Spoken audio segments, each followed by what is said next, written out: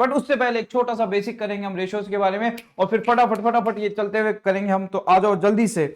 सबसे पहले तुम्हें पता है हमारे पास तीन चीजें होती है, एक बैलेंस शीट होती है भाई लोगों, एक हमारे पास प्रॉफिट एंड लॉस अकाउंट होता है, एक हमारे पास इनकम स्टेटमेंट होता है। याद रखोगे, balance sheet, profit and loss account, income statement. Sir balance sheet में कौन कौन आता है? सर बैलेंस शीट में फिक्स एसेट आती है, करंट एसेट आती है, और यहाँ पे हमारी इक्विटी शेयर कैपिटल आती है, रिजर्व एंड सरप्लस आता है, प्रेफरेंस शेयर कैपिटल आती है, डेट आता है, और करंट लायबिलिटी आता है। Very good very good. P and L में सर कौन कौन आता है? तो ये सारी बातें याद रखोगे, तुम्हें ध्यान होनी चाहिए। ये मत सोचना कि तुम्हें ये बैलेंस शीट तुमने देख ली और तुम्हें आती आती याद है सर ये तो नॉर्मल बात है। नहीं, नॉर्मल बात नहीं है, बहुत छुपी हुई बात है उसके अंदर। तो अब सुनो बात को ध्यान से। अगला पी&एल है। पी&एल के अंदर हमारे पास कौन कौन आता है? 2 COGS आता है। सर वो तो ट्रेडिंग में आता है। अरे भाई मैं पी&एल ट्रेडिंग और पी&एल एक साथ ही बनाता हूँ, क्योंकि ये फाइनेंशियल मैनेजमेंट है, अकाउंट्स नहीं है, मेरा सब कुछ एक साथ ही चलता है। 2 COGS आ गया। और भाई लोगों में साथ ही साथ क्या लिखने वाला हूँ? बोलो, सेल्स लिखने वाला हूँ। तो मैंने बाय में क्या लिखा? सेल्स लिखा। अब 2 COGS आ गया और बाय में सेल्स आ गया। अब कौन बचेगा? 2 ग्रॉस प्रॉफिट बचेगा। और जब मैं 2 ग्रॉस प्रॉफिट लिख दूंगा और इसके बाद नीचे में जब बाय ग्रॉस प्रॉफिट ले लूंगा, तो ये बात ध्यान रखना, 2 में कौन बचेगा? 2 में मेरा बचेगा ऑपरेटिंग एक्सपेंसेस बचेंगे। और ऑपरेटिंग एक्सपेंसेस के मैं तुम्हें एग्जांपल देना चाहता हूँ।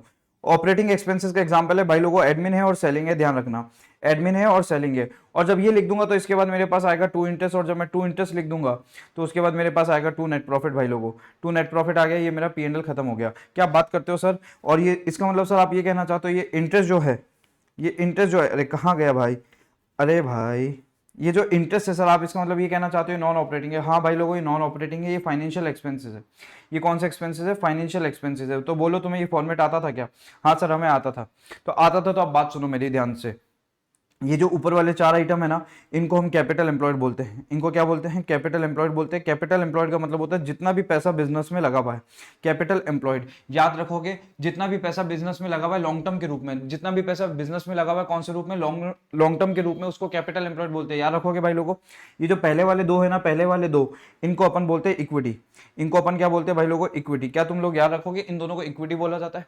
पहले चारों को क्या बोला जाता है? बोलो, कैपिटल एम्प्लॉयड। और पहले दोनों को क्या बोला जाता है? इक्विटी। याद रखोगे। और जब हम इसके अंदर प्रेफरेंशियल कैपिटल और जोड़ देते हैं ना, तो इन तीनों को पता है क्या बोला जाता है? इन तीनों को बोला जाता है नेटवर्थ। और क्या बोला जाता है सर? Property fund. और क्या बोला जाता है सर? Share holder fund. और सर सिर्फ ये जो इक्विटी, इसको भी कुछ और बोला जाता है, इसको इक्विटी शेयर होल्डर फंड बोला जाता है भाई लोगों। क्या बोला जाता है? Equity share holder fund. तो जब इक्विटी लोगे तो इक्विटी शेयर होल्डर फंड, और जब सब लोगे तो शेयर होल्डर फंड। याद रखोगे, जब सब लोगे तो शेयर होल्डर फंड, और सिर्फ जब इक्विटी लोगे तो इक्विटी शेयर होल्डर फंड। हाँ भाई याद हो गया सर, याद हो गया। पहले 4 जो हो गए वो कौन हो गए? Capital employed. पहले 3 कौन हो गए? Net worth property fund. पहले 2 कौन हो गए सर? जल्दी से बताओ। पहले 2 हो गए इक्विटी। सर याद रहेगा, याद रहेगा। और मैं तुम्हें एक बात बताऊं, ये फिक्स एसेट और करंट एसेट को जोड़ के टोटल एसेट बोलते हैं। क्या बात करते हो सर? ये टोटल एसेट होती है। हाँ, और जब इसमें से करंट लायबिलिटी माइनस कर देते हैं तो ये पता है क्या बन जाती है? ये हमारी नेट एसेट बन जाती है। क्या बन जाती है? नेट एसेट बन जाती है। और नेट एसेट का एक और नाम पता है कौन होता है? कैपिटल एम्प्लॉयड होता है। नेट एसेट का एक और नाम क्या होता है भाई लोगों? कैपिटल एम्प्लॉयड होता है। क्योंकि जब फिक्स एसेट ले ली, करंट एसेट ले ली, करंट लायबिलिटी माइनस कर दी, तो बताओ अपना आप ही क्या ऊपर वाले 4 बज गए? वापस ऊपर वाले 4 बज गए। जल्दी से बोलो ये कौन हो गया? कैपिटल एम्प्लॉयड हो गया। तो सर कैपिटल एम्प्लॉयड का क्या एक और नाम नेट एसेट हो गया? हाँ भाई लोगों, एक और नाम नेट एसेट हो गया। Very good very good. Balance sheet समझ ली, मजा आ गया, मजा आ गया। अब सुनो, पी&एल के अंदर तुम्हें पता है जब सेल्स में से जीपी माइनस, सेल्स में से cost of goods sold minus करते हैं तो जीपी आता है। और इसके बाद तुम्हें पता है जब जीपी में से मैं ऑपरेटिंग एक्सपेंसेस माइनस कर दूंगा तो ऑपरेटिंग प्रॉफिट आएगा। और तुम्हें यह भी बात पता है जब इसमें से मैं नॉन ऑपरेटिंग भी माइनस कर दूंगा तो नेट प्रॉफिट आएगा। तो सर आप ये कहना चाहते हो पूरा पी&एल 3 पार्ट में टूटेगा? हाँ भाई लोगों, बिल्कुल 3 पार्ट में टूटेगा। जो सबसे पहला होगा उसमें से sales minus cost of goods sold होगा। हाँ सर होगा। तो कौन आएगा? जीपी आएगा। Very good. अगले में पता है क्या होगा? Sales minus cost of good sold भी होगा, माइनस ऑपरेटिंग एक्सपेंसेस भी होंगे। तो तुम्हें पता है कौन आएगा? Sales minus cost of good sold minus operating expenses है, ऑपरेटिंग प्रॉफिट आएगा। वाह सर मजा आ गया, क्या बात बताइए। और एक बात और बताऊं मैं तुम्हें, ये जो कॉस्ट ऑफ गुड सोल्ड है और ऑपरेटिंग एक्सपेंसेस है ना, इन दोनों को मिला के ऑपरेटिंग कॉस्ट भी बोलते हैं। ओ सर इसका मतलब आप ये कहना चाहते हो सेल्स में से अगर ऑपरेटिंग कॉस्ट माइनस करी, सेल्स में से अगर क्या माइनस करी? ऑपरेटिंग कॉस्ट, तो सर वो ऑपरेटिंग प्रॉफिट कहलाएगा। हाँ भाई लोगों, मैं यही कहना चाहता हूँ। तो सर आप 3 पार्ट में तोड़ना चाह रहे हो? हाँ बिल्कुल, मैं ऐसा ही करना चाह रहा हूँ। और पता है तुम्हें, अगर मैं सेल्स में से क्या माइनस करूँ? Cost of good sold. और क्या माइनस करूं? Operating expenses. और क्या माइनस करूं? Non operating expenses. तो पता है वो नेट प्रॉफिट कहलाता है। क्या बात करते हो सर? बिल्कुल यही बात करता हूं मैं। तो बोलो, सेल्स में से सिर्फ सीओजीएस माइनस किया तो जीपी, सीओजीएस के साथ ऑपरेटिंग एक्सपेंसेस माइनस किया तो ऑपरेटिंग प्रॉफिट, और इन दोनों को मिला के क्या ऑपरेटिंग कॉस्ट बोला जाता है? हाँ सर बोला जाता है। सेल्स में से सीओजीएस भी माइनस किया, ऑपरेटिंग भी माइनस किया, नॉन ऑपरेटिंग भी माइनस किया, सर नेट प्रॉफिट बोला जाता है। हाँ भाई लोगों, नेट प्रॉफिट बोला जाता है। मजा आ गया। अब एक होता है इनकम स्टेटमेंट। ये इनकम स्टेटमेंट पता है कैसे बनता है? ऊपर लिखते हैं हम सेल्स, और सेल्स में से हम पता है क्या माइनस करते हैं? Variable cost. पता है कौन आता है? कंट्रीब्यूशन। पता है कौन आता है? कंट्रीब्यूशन आता है।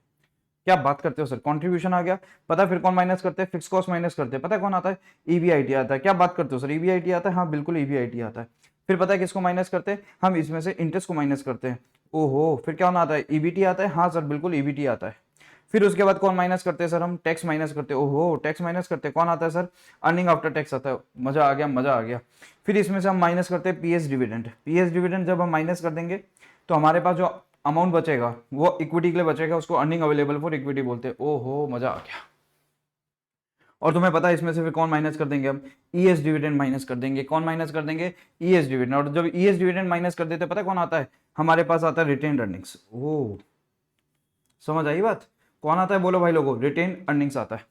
ये कुछ फॉर्मेट्स थे जो मैंने तुम्हें बता दिए, जो पूरे रेशियोज में काम आते हैं, क्योंकि रेशियोज इन तीन स्टेटमेंट के आसपास ही घूमते हैं, बैलेंस शीट, पीएनएल और income statement. Sir income statement में कुछ और बताना चाहते हो क्या? बताऊं? किसी को बताओगे तो नहीं? प्लीज मत बताना, ठीक है? मैं तुम्हें बताता हूं। एक बात बता दूं, sales minus variable cost GP नहीं होता। ये तुम्हें बहुत सारे क्वेश्चन में ले डूबेगा। अगर तुमने sales minus variable cost GP कर दिया तो तुम्हें ये ले डूबेगा, ध्यान रखना। सर ऐसा क्यों? क्योंकि वेरिएबल में पता है कौन कौन आता है? मटेरियल भी हो सकता है, लेबर भी हो सकता है, क्या ओवरहेड्स भी हो सकते हैं, और क्या इनडायरेक्ट ओवरहेड्स भी हो सकते हैं, वो भी तो वेरिएबल हो सकते हैं। तो तुम्हें पता है जो मैंने ऊपर लिखा ना ये ऑपरेटिंग, क्या ये भी वेरिएबल हो सकते हैं? क्या ये ऊपर जो कॉस्ट ऑफ गुड्स सोल्ड में है इसमें भी क्या चीजें वेरिएबल हो सकती है? तो वेरिएबल तो कहीं पे भी आ सकता है, ऊपर भी आ सकता है, नीचे भी आ सकता है। जब दोनों जगह आ गया तो फिर भाई सेल्स माइनस वेरिएबल कॉस्ट कैसे हुआ जीपी? ये भी तो वेरिएबल है, नीचे वाला भी तो वेरिएबल है, ये भी तो वेरिएबल है, ये भी तो वेरिएबल है। ये फिक्स भी हो सकता है, बिल्कुल हो सकता है, बट वेरिएबल भी तो हो सकता है, बिल्कुल हो सकता है। तो भाई लोगों जब सेल्स में से क्या माइनस करेंगे? वेरिएबल कॉस्ट, तभी कौन आएगा बोलो? कंट्रीब्यूशन आएगा, कभी भी जीपी नहीं आएगा, याद रख लेना। सर मजा आ गया। तो सर इसमें से जब फिक्स कॉस्ट माइनस कर देंगे तो ईबीआईटी क्या आएगा? सर एक बात बता दूं, ईबीआईटी ऑपरेटिंग प्रॉफिट आएगा। क्या बात करते हो सर, दिमाग घुमा दिया। ये ऑपरेटिंग प्रॉफिट कैसे आएगा? मुझे बताओ, क्या तुमने सारी वेरिएबल कॉस्ट माइनस कर दी? क्या सारी फिक्स कॉस्ट माइनस कर दी? तो अब मुझे बताओ, जब तुमने ये सारी कॉस्ट माइनस कर दी, ये वाली कॉस्ट भी माइनस कर दी, तुमने ये वाली कॉस्ट भी माइनस कर दी, सारी माइनस कर दी, बस इंटरेस्ट माइनस नहीं किया, इंटरेस्ट बाद में माइनस करोगे। इसका मतलब सर आप ये कहना चाहते हो नॉन ऑपरेटिंग बाद में माइनस करेंगे, ऑपरेटिंग सारी माइनस कर दी? हाँ बिल्कुल, जब सारी ऑपरेटिंग माइनस कर दी तो जो प्रॉफिट आएगा क्या वो भी ऑपरेटिंग आएगा? हाँ सर बिल्कुल ऑपरेटिंग प्रॉफिट आएगा। समझ रहे हो तुम बात को? अब जब इंटरेस्ट माइनस कर दोगे तो बोलो अर्निंग बिफोर टैक्स आएगा, और टैक्स माइनस कर दोगे तो क्या हमारा नेट प्रॉफिट आएगा? बिल्कुल सर नेट प्रॉफिट आएगा। तो earning after tax is also known as net profit, EBIT is also known as operating profit, EBIT is also known as operating profit. Sir ये ऑपरेटिंग प्रॉफिट क्यों हुआ, एक बार फिर से बता दो। क्योंकि variable cost and fix cost, इसमें सारी ऑपरेटिंग कॉस्ट कवर हो गई। और तुम्हें भी पता है जब सेल्स में से ऑपरेटिंग कॉस्ट जाता है, अभी मैं ऊपर बता के आया, क्या वो ऑपरेटिंग प्रॉफिट कहलाता है? हाँ भाई ऑपरेटिंग प्रॉफिट कहलाता है। मजा आ गया, मजा आ गया, मजा आ गया। तो बोलो फटाफट, क्या तुम्हें ये तीनों स्टेटमेंट याद आए? मजा आया मुझे। अब हम कुल मिला के घुस रहे कौन से चैप्टर के अंदर? रेशियो एनालिसिस के अंदर। तो आओ भाई फटाफट, किसके अंदर घुसते हम? रेशियो एनालिसिस के अंदर घुसते हैं। पूरे 10 मिनट लिए मैंने तुम्हें ये चीजें वापस समझाने में। अगर तुम्हें ये चीज आती थी तो वेल एंड गुड, और अगर नहीं आती थी तो जो अभी तक 10 मिनट हुए इसको 10 बार सुनो और ये चीजें करो, अदरवाइज ये चैप्टर समझ नहीं आएगा। और अगर ये तुमने सुन लिया तो मैं पक्का कह रहा हूँ ये जो वन शॉट है ना, एकदम वन शॉट हो जाएगा। फिर इसके बाद तुम्हें कभी भी जिंदगी में रेशियो एनालिसिस देखने की जरूरत नहीं है। भाई लोग तुम पढ़ा सकते हो इसके बाद, तुम्हें पता है ये बात इतना खतरनाक मैं बता दूंगा, बट ध्यान से सुन लेना, ठीक है? तो आओ भाई लोगों, हमारे पास कितने रेशियोज है जल्दी से बोलो। हमारे पास लिक्विडिटी रेशियोज है, हमारे पास लेवरेज रेशियो है, हमारे पास एक्टिविटी रेशियो है, हमारे पास प्रॉफिटेबिलिटी रेशियो है। अगर तुमने पिछले वाले 3 स्टेटमेंट सुने तो मैं गारंटी ले रहा हूं एक फॉर्मूला याद नहीं करना, एक सिंगल फॉर्मूला याद नहीं करना, इस बात की तो गारंटी है भाई लोगों। फालतू की बात नहीं करेंगे, सिर्फ फॉर्मूले याद करेंगे वन शॉट के अंदर। तो आ जाओ फटाफट फटाफट आ जाओ। सर इसके क्वेश्चन भाई लोगों बहुत सारे 72 क्वेश्चन है। 72 क्वेश्चन इसके नहीं, मैंने 72 क्वेश्चन अलग किए हैं। वो 72 क्वेश्चन ऐसे जो तुम एग्जाम में करे बिना जा ही नहीं सकते। अगर वो एग्जाम में क्वेश्चन आगे कहीं ना कहीं तुम्हें दिक्कत कर देंगे, तो वो 72 क्वेश्चन करने हैं। तो तुम कैसे करोगे? वन शॉट देखोगे और वन शॉट के बाद वो 72 क्वेश्चन करोगे। ध्यान रख लेना, वो 72 क्वेश्चन करोगे, करने ही करने हैं। उसमें रेशियोज के 10 क्वेश्चन होंगे, वो 10 के 10 रेशियोज के क्वेश्चन करने, उसको छोड़ के नहीं जा सकते, कसम खा लेना वो 10 क्वेश्चन हम नहीं छोड़ के जाएंगे। इसका लिंक मैं तुम्हें टेलीग्राम में शेयर कर दूंगा। जो इसके वन शॉट के जो वन शॉट क्या इसका जो क्वेश्चन बैंक है, जो 72 क्वेश्चन है, वो मैं तुम्हें किधर शेयर कर दूंगा? हमारे टेलीग्राम लिंक पे शेयर कर दूंगा, डिस्क्रिप्शन में टेलीग्राम लिंक भी तुम्हें मिल जाएगा। तो आ जाओ भाई लोगों, फटाफट स्टार्ट करते हैं एक एक करके रेशियोज। सर कौन सा करे? मैं इसमें करता हूँ टिपी टिपी ऑफ व्हाट कलर यू वांट। तो मैं I want activity ratios, I want activity ratios. तो आ जाओ भाई लोगों, एक्टिविटी रेशियोज पे आ जाओ। Activity activity activity activity activity वो एक्टिविटी आ गया। सबसे पहले आ गया एक्टिविटी रेशियोज, फिर आ गया एफिशिएंसी रेशियो, फिर आ गया परफॉर्मेंस रेशियो, फिर आ गया टर्नओवर रेशियो। मैं तुम्हें इसके सारे भेद खोल दूं? हाँ सर खोल दो, भेद खोल दो। तो देखो भाई लोगों, अभी मैंने तुम्हें एक बैलेंस शीट बताई थी, किसी को बताना मत, ये पढ़ाने का तरीका बहुत जबरदस्त है, कोई रोकेगा नहीं मुझे। क्या यहाँ पे फिक्स एसेट है, क्या यहाँ पे करंट एसेट है, ये सिर्फ एसेट की बात करता है। क्या यहाँ पे फिक्स एसेट है, क्या यहाँ पे करंट एसेट है, क्या यहाँ पे टोटल एसेट है? हाँ सर बिल्कुल है। क्या यहाँ पे नेट एसेट भी है जो तुम्हें दिख नहीं रही, मुझे तो दिख रही है। एक फिक्स एसेट है, एक करंट एसेट है, एक टोटल एसेट है, क्या एक नेट एसेट भी है? हाँ सर, जब अगर यहाँ पे करंट लाइबिलिटी होगी तो नेट एसेट भी होगी, नो डाउट। तो fix asset plus current asset minus current liability, क्या नेट एसेट भी है? तो मेरी नजरों से देखो, मेरी नजरों से देखो, 4 एसेट दिखाई दे रही है, fix asset, current asset, total asset, net asset. अभी मेरी नजर गिर जाती। तो बोलो fix asset, total asset, net asset, current asset, 4 है। अब पता है तुम्हें फिक्स एसेट कितनी सेल्स जनरेट करता है?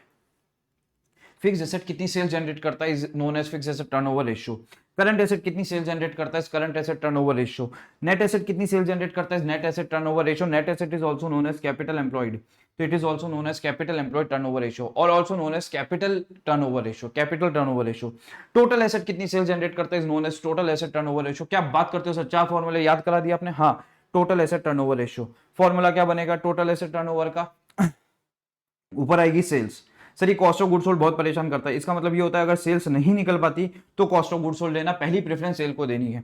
तो मैंने तुम्हें सीधा से बता दिया, सबसे पहले आया टोटल एसेट, तुम्हें देखना ही नहीं, तुम्हें चारों फॉर्मूले याद है, तुम्हें नाम याद है, fix asset turnover, current asset turnover, total asset turnover, net asset turnover. Total asset turnover, fix asset turnover, current asset turnover और नेट एसेट टर्नओवर। लो भाई मजे हो गए, मजे हो गए, 4 फॉर्मूले याद हो गए।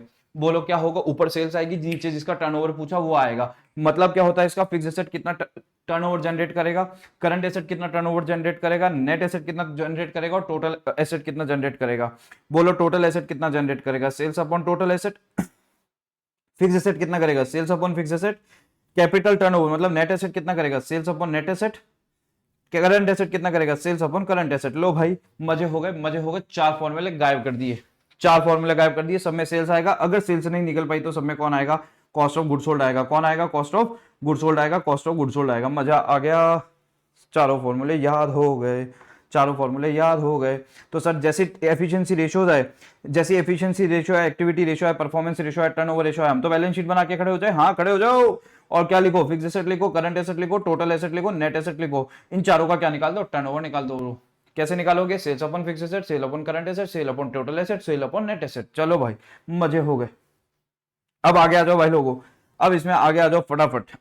अब मुझे बताओ क्या करंट एसेट के अंदर भी खूब सारी एसेट होती है? हाँ सर, करंट एसेट के अंदर भी खूब सारी एसेट होती है। स्टॉक होता है सर, डेटर होता है सर, स्टॉक होता है, डेटर होता है। मजा आ गया, स्टॉक भी होता है, डेटर भी होता है। और यहाँ पे क्या करंट लाइबिलिटी में, करंट लाइबिलिटी में बोलो क्या हमारे पेबल्स भी होते हैं? हाँ सर पेबल्स भी होते हैं। तो सर 3 टर्नओवर और आ गए, stock turnover, debtor turnover, payables turnover. तो बोलो कितने टर्नओवर रेशियो हो गए, तुम्हें याद ही आ गया, तुम्हें याद ही हो गए कितने टर्नओवर हो गए।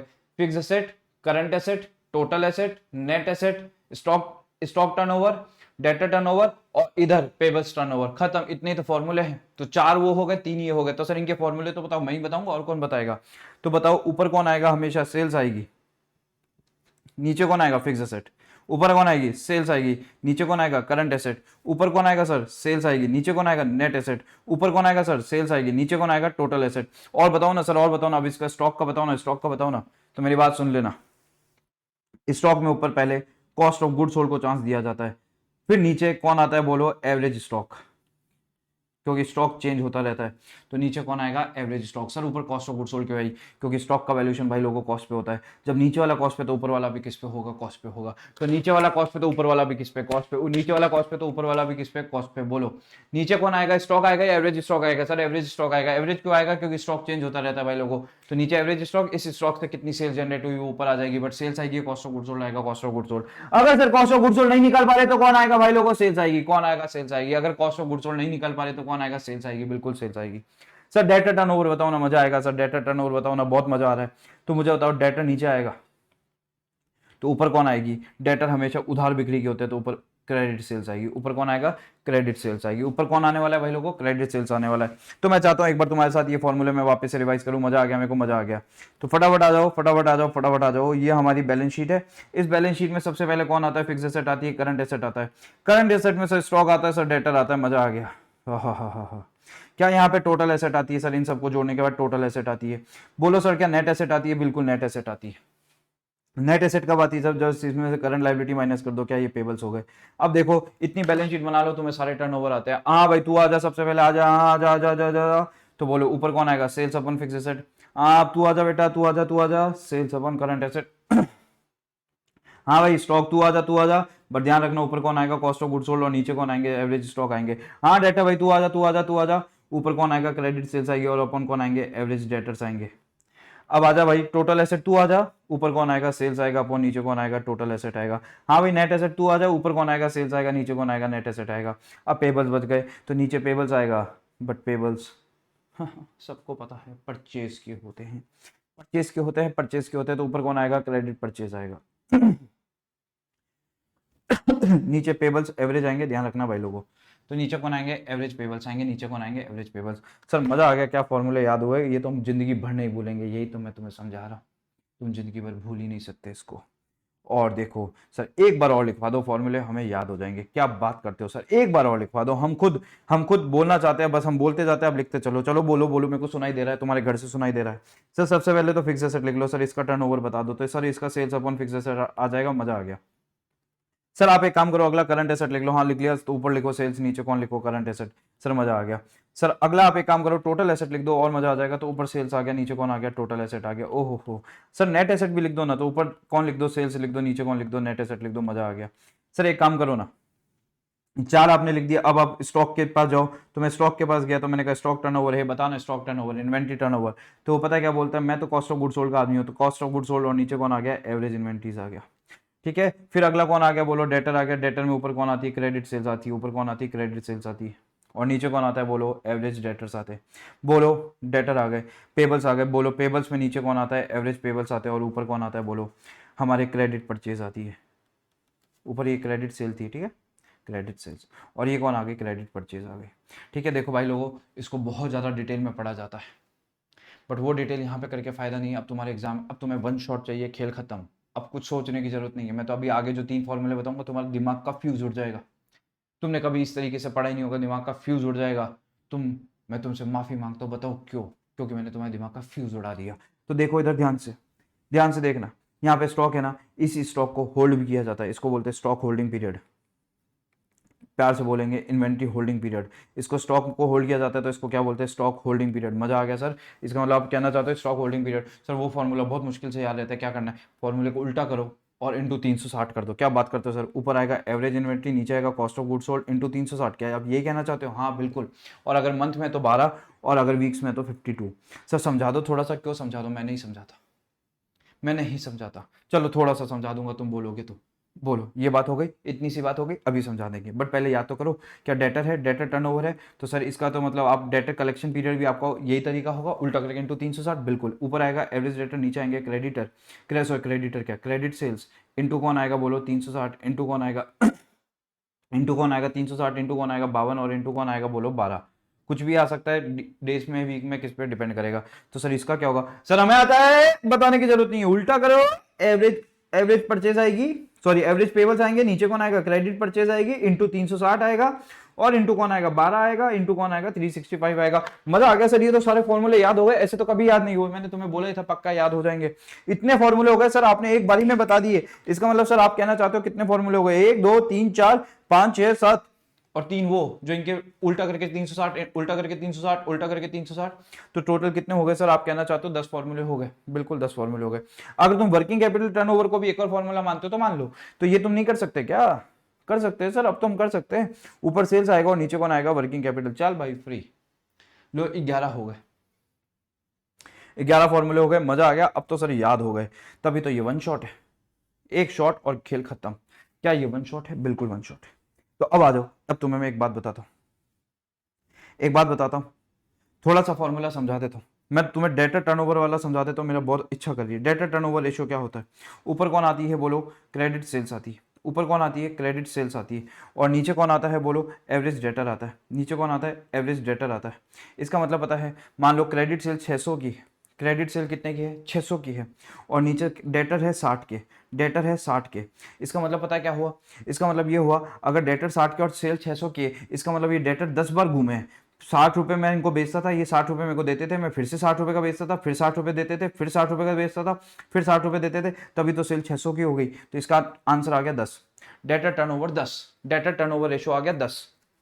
सर डेटर टर्नओवर रेशो 10 आ गया, इसका मतलब डेटर 10 बार घूमते हैं। डेटर कितनी बार घूमते हैं? 10 बार घूमते हैं। तो 10 बार घूमते हैं, 360 दिन में जब 10 बार घूमेंगे तो मुझे बताओ एक बार कितने टाइम में घूमेंगे? 36। इसका मतलब 36 डेज में वो मेरे को पेमेंट कर देते। तो 36 डेज में पेमेंट कर देते, इसका मतलब हो गया debtor collection period. Debtor collection period तो बोलो टोटल 600 की सेल होती थी, जिसमें 60 की सेल डेटर कराते थे। तो इन्होंने 10 बार सेल कराई होगी, तभी तो 600 की हुई होगी। तो डेटर खरीदा, पैसा दिया, खरीदा, पैसा दिया, खरीदा, पैसा दिया, खरीदा, पैसा दिया, ऐसा कितनी बार किया होगा? 10 बार।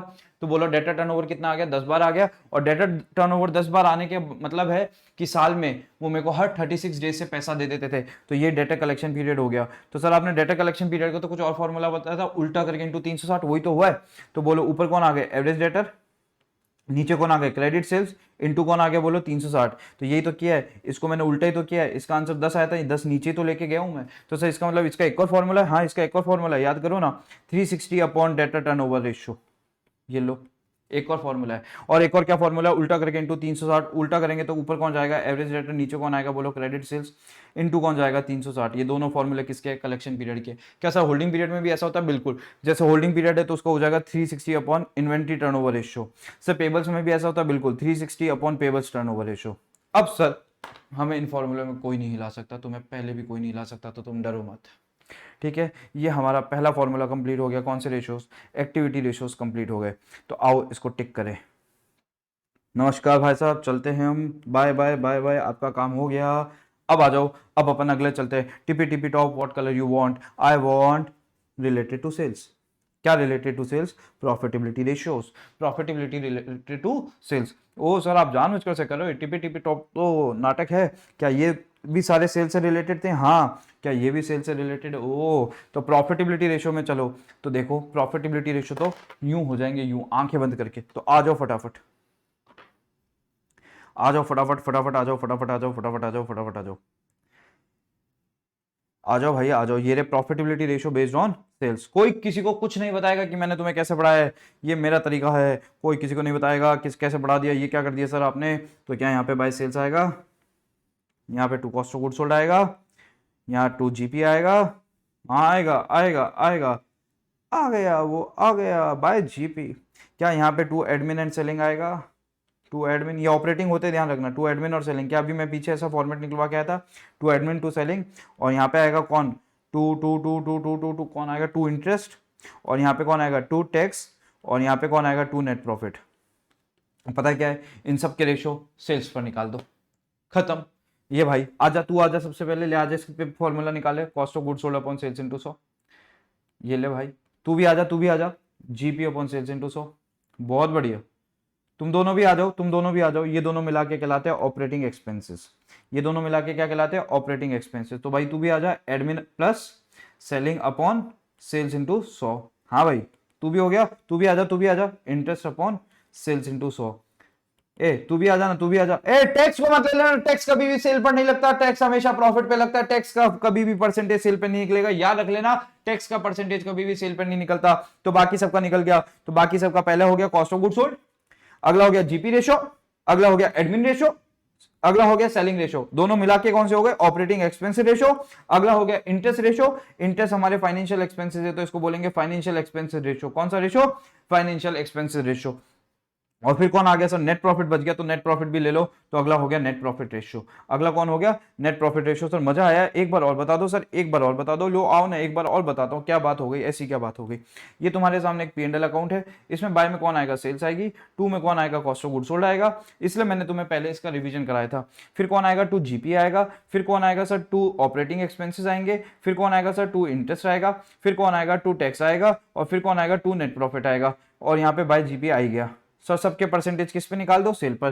पहला फॉर्मूला हो गया कॉस्ट ऑफ गुड्स सोल्ड का फॉर्मूला, अगला हो गया जीपी का फॉर्मूला, अगला हो गया इसको बोलते हैं cost of goods sold ratio, अगला हो गया जीपी रेशियो, उसका अगला हो गया ऑपरेटिंग एक्सपेंसेस रेशियो, उसका अगला हो गया फाइनेंस एक्सपेंसेस रेशियो जिसमें इंटरेस्ट आएगा, अगला टैक्स आएगा नहीं क्योंकि टैक्स कभी भी सेल पर नहीं निकलता, और अगला आ गया नेट प्रॉफिट रेशियो। बीच में एक चीज छुपी हुई है, ये जो कॉस्ट ऑफ गुड सोल्ड है ना, कॉस्ट ऑफ गुड सोल्ड मैंने तुम्हें बताया था, और प्लस ऑपरेटिंग एक्सपेंसेस मिला के ऑपरेटिंग कॉस्ट कहलाती है। तो जब ऑपरेटिंग कॉस्ट को लेंगे तो ये आ गया ऑपरेटिंग कॉस्ट रेशियो। कौन सा रेशियो आ गया? Operating cost ratio. और जब इस ऑपरेटिंग कॉस्ट रेशियो की बात करेंगे अपन तो ध्यान रख लेना, जब सेल्स में से क्या माइनस करूंगा? ऑपरेटिंग कॉस्ट, तो नीचे सॉरी हाँ, सेल्स में से माइनस करूंगा ऑपरेटिंग कॉस्ट, तो ऊपर आएगा ऑपरेटिंग प्रॉफिट। तो operating profit upon sales into 100। तो दो फॉर्मूले इसमें छुपे हुए थे, ऑपरेटिंग कॉस्ट, ऑपरेटिंग प्रॉफिट, जो हमें दिखाई नहीं दे रहे थे। ये दोनों ऑपरेटिंग एक्सपेंसेस होते हैं, इसको जब कॉस्ट ऑफ गुड्स सोल्ड में जोड़ते तो ऑपरेटिंग कॉस्ट आती है, उसका रेशियो निकालेंगे operating cost upon sales into 100, तो ऑपरेटिंग कॉस्ट रेशियो। और अगर ऑपरेटिंग प्रॉफिट रेशियो निकालना है तो पहले सेल्स में से ऑपरेटिंग कॉस्ट माइनस करोगे, फिर ऑपरेटिंग प्रॉफिट रेशियो आएगा। तो ऊपर क्या आएगा? Operating profit upon sales into 100, वो होगा ऑपरेटिंग प्रॉफिट रेशियो। तो बोलो फटाफट कितने फॉर्मूले हो गए इसके अंदर? आ जाओ मेरे साथ। क्या जीपी रेशियो आता है? जीपी बटा सेल्स इनटू 100। क्या तुम्हें नेट प्रॉफिट रेशियो आता है? Net profit upon sales into 100। और मैंने अभी तुम्हें थोड़ी देर पहले बताया था net profit is also known as earning after tax. तो क्या ये earning after tax upon sales into 100 भी हो जाएगा? बिल्कुल सर। अगर इसको प्री टैक्स लेंगे तो क्या ये earning before tax upon sales into 100 हो जाएगा? हाँ सर। ऑपरेटिंग प्रॉफिट में ऊपर ऑपरेटिंग प्रॉफिट आएगा। सर ऑपरेटिंग प्रॉफिट आता कैसे है? सेल्स माइनस ऑपरेटिंग कॉस्ट होता है, और सेल्स माइनस ऑपरेटिंग कॉस्ट का मतलब हो गया सर सेल्स में से ऑपरेटिंग एक्सपेंसेस माइनस कर दो, और सेल में से cost of goods sold minus कर दो। वेरी गुड भाई लोगों, तुम्हें सब आता है। और तुम्हें पता है मैंने थोड़ी देर पहले बताया था ऑपरेटिंग प्रॉफिट इज ईबीआईटी। हाँ सर, आपने बताया था ईबीआईटी। तो ईबीआईटी अपॉन सेल्स इनटू 100 भी क्या हो गया? ऑपरेटिंग प्रॉफिट रेशियो हो गया।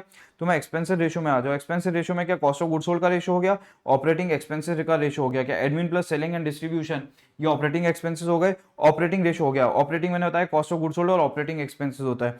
फाइनेंशियल एक्सपेंसेस रेशियो में फाइनेंशियल एक्सपेंसेस आ गए। नीचे कहता है it exclude tax loss due to theft good destroyed. ये तीनों चीजें बाहर रखनी है, बाय चांस क्वेश्चन में आ जाए तो। क्यों रखनी है बाहर? क्योंकि these are not related with sales, तो you can't take percentage on sales. तो प्लीज इस पे सेल्स पे परसेंटेज मत लेना। किस किस को बाहर कर देना? टैक्स को, लॉस ड्यू टू थेफ्ट को, और गुड डिस्ट्रॉयड बाय फायर को बाहर कर देना।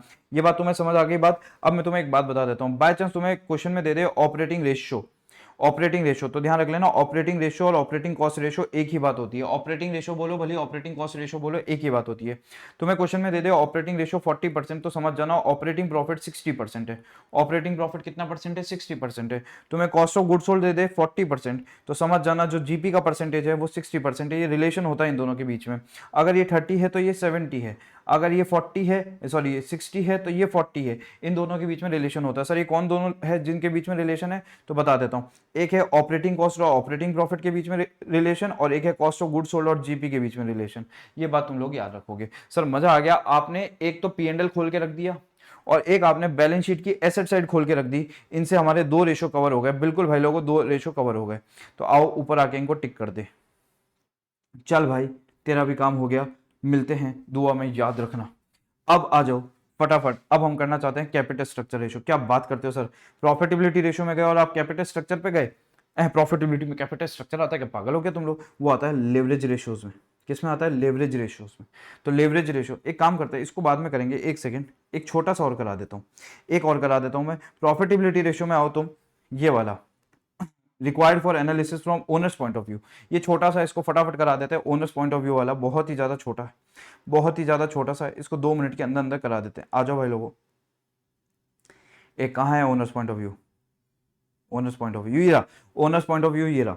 ओनर्स पॉइंट ऑफ व्यू ये रहा। ये 3 ही फॉर्मूले है इसके अंदर, और उन 3 में से भी 2 तो फॉर्मूले है ही नहीं। फॉर्मूला तो एक ही है। पता है क्या है? मुझे बताओ। क्या हम यहाँ पे पहुंचे थे अर्निंग अवेलेबल फॉर इक्विटी, फिर हमने से क्या इक्विटी शेयर होल्डर का डिविडेंड माइनस किया था? याद है? मैंने पीछे भी स्टेटमेंट में तुम्हें बनवाया था। क्या यहाँ तक आ गए थे हम? यहाँ तक आ गए थे। बस इन तीनों के साथ खेलना है हमें, इन तीनों के साथ खेलना है। आओ मीनो सुपर सेलो, आओ खेलो हमारे साथ।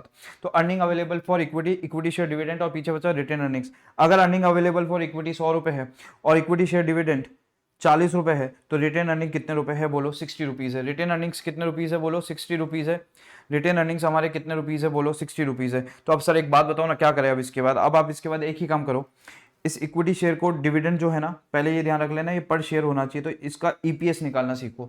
ये जो अर्निंग अवेलेबल फॉर इक्विटी है ना, ये भी पर शेयर होनी चाहिए। तो ये मैंने गलती से बोला ईपीएस, ईपीएस गलती से बोला, अर्निंग अवेलेबल फॉर इक्विटी, इसका ईपीएस निकाल लो और इसका डीपीएस निकाल लो। इसका मतलब ये दोनों टोटल में गिवन होंगे, इसको पर शेयर निकाल लो। अब मैं मान के चलता हूँ कि टोटल में ये गिवन है 1 लाख रुपए, ये गिवन है 40,000 रुपए, ये गिवन है। तो मजा नहीं आ रहा, पहले इसको पर शेयर में डिवाइड करो। मान लो मेरे पास शेयर है 10,000, तो मैं इसको 10,000 से डिवाइड करूंगा तो मेरा आंसर क्या 10 रुपये आएगा।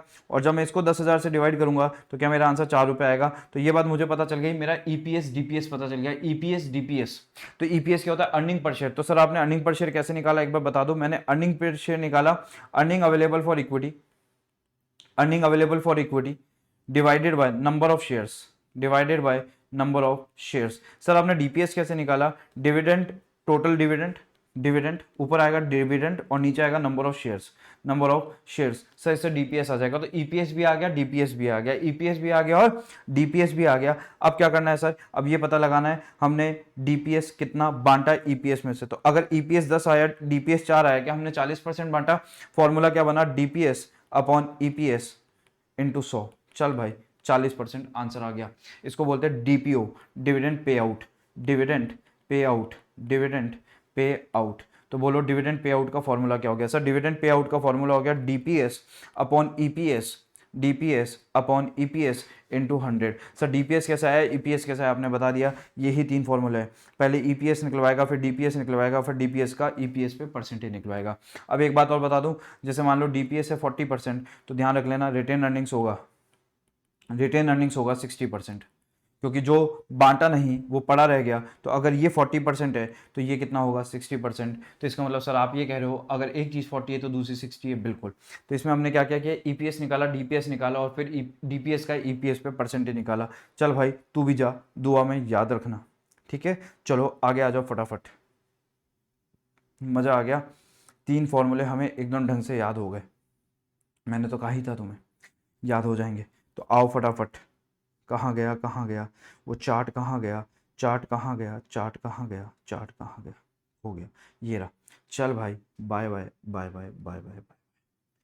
अब हमारे पास कितने बच गए, कितने आदमी थे रे, 1 था, 2 था, 3 था, 4 था। अब कितने बच गए रे, अभी बचे हैं। तो आ जाओ फटाफट। अब हमारे capital structure ratio, I love capital structure ratios, beautifully designed, I love capital structure ratio. तो आ जाओ, ये आते हैं हमारे लॉन्ग टर्म सॉल्वेंसी रेशियोज में। ये हमारे किस में आते हैं, लॉन्ग टर्म सॉल्वेंसी रेशियो में। कौन आता है, कैपिटल स्ट्रक्चर रेशियोज। तो आ जाओ भाई लोगों, कैपिटल स्ट्रक्चर रेशियोज में आ जाओ। कैपिटल स्ट्रक्चर रेशियोज ये रहे, इतने आसान है ना, मैं बता नहीं सकता तुम्हें। कितने रेशो हैं बोलना एक बार, कैपिटल स्ट्रक्चर 1 2 3 4 5 6, 6 रेशो। आंखें बंद करके याद हो जाएंगे। तुम्हें सिर्फ एक बैलेंस शीट बनानी आनी चाहिए।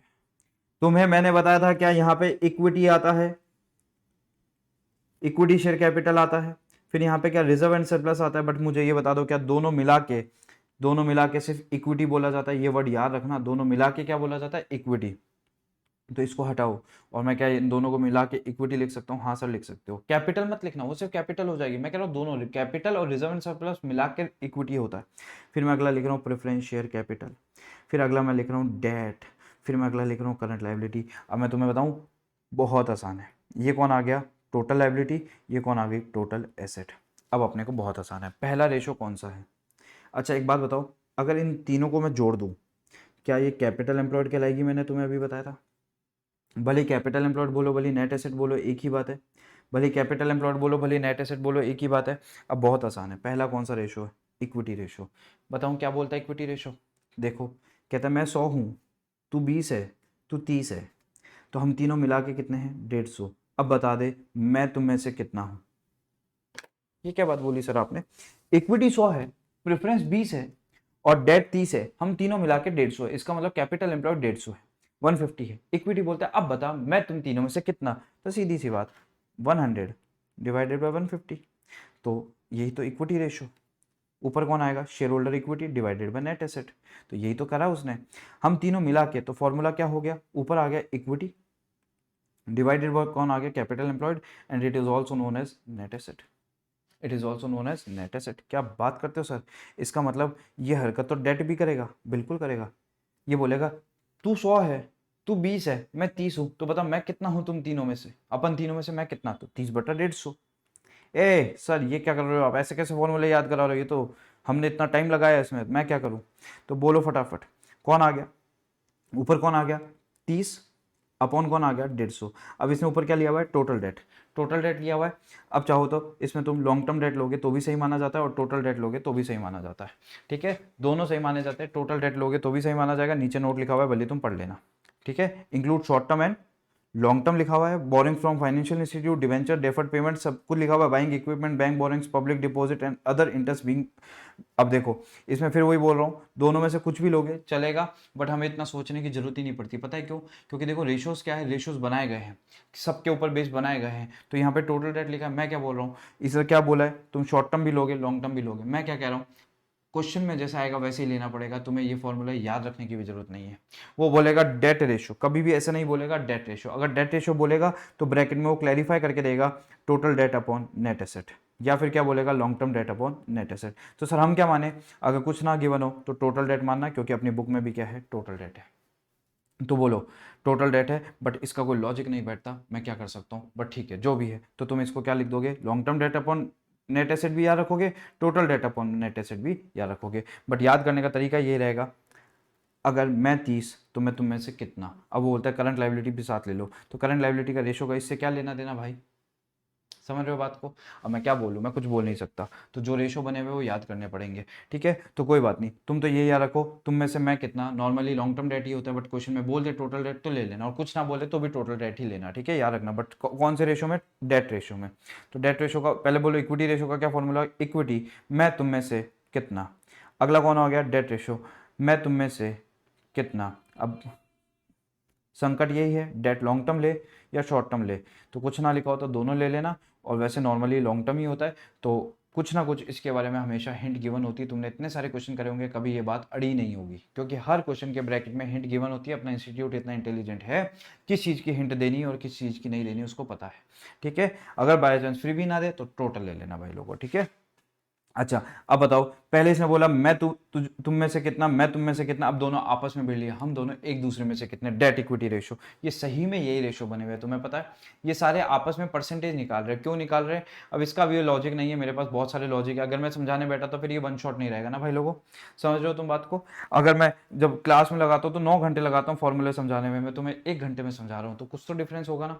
तो मैं इसको डिटेल में नहीं समझा, रिक्वायर्ड भी नहीं है। अगर होता तो मैं समझा देता, रिक्वायर्ड ही नहीं है। जब सीधे याद हो रहे तो क्यों फालतू माथा मारना है भाई, तो कोई रिक्वायर्ड नहीं है। तो debt equity ratio, debt upon equity, बात खत्म। अब फिर से वही बात आएगी, डेट का मतलब, तो देखो क्या लिखता है, टोटल डेट भी हो सकता है लॉन्ग टर्म भी हो सकता है। तो यही तो चीज मैं तुम्हें समझा रहा हूँ, डेट इक्विटी रेशो पर डेट अपॉन इक्विटी।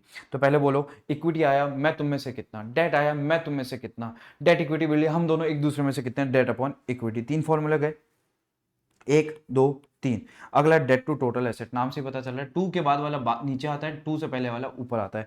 तो debt upon total asset, formula क्या बन गया, debt upon total asset, debt upon total asset, debt upon total asset. ये ध्यान रख लेना, इसमें टोटल डेट आएगा, इसमें टोटल डेट आएगा। उसका रीजन बता देता हूँ, ये हमेशा टोटल डेट आएगा, उसका रीजन बता देता हूँ। क्योंकि ये डेट टोटल एसेट से खुद को नाप रहा है। टोटल एसेट से मतलब क्या, टोटल लाइबिलिटी से नाप रहा है, और लाइबिलिटी में क्या करंट लाइबिलिटी भी आती है। तो ये तो आएगा ऊपर total debt upon total liabilities, और total debt upon total asset. तो ऊपर करंट लाइबिलिटी भी आएगी और लॉन्ग टर्म लाइबिलिटीज भी आएगी, इसको ध्यान रख लेना। तो total debt upon total liability और total debt upon total asset, दोनों में से जो लिखना चाहो, क्योंकि दोनों चीजें सेम ही होती है। ठीक है, इसमें कभी भी लॉन्ग टर्म नहीं आएगा, इसमें दोनों आएंगे।